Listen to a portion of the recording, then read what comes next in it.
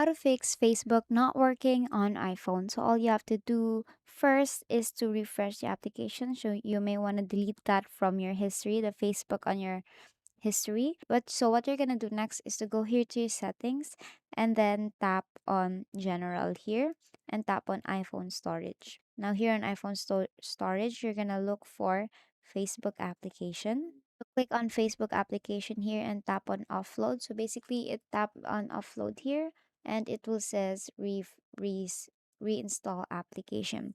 So don't worry, it's not really reinstalling the application where all data and passwords and accounts that been registered there will be now deleted. It will remain those information. It will just buffer or it will just refresh the application. So if it still doesn't work that way, that maybe the reason why your Facebook is not working on your iPhone is because your Facebook application is not updated. So you can go here to your app store and look for Facebook. And then if you'll see an update button there, you have to click on that and wait for it to be updated.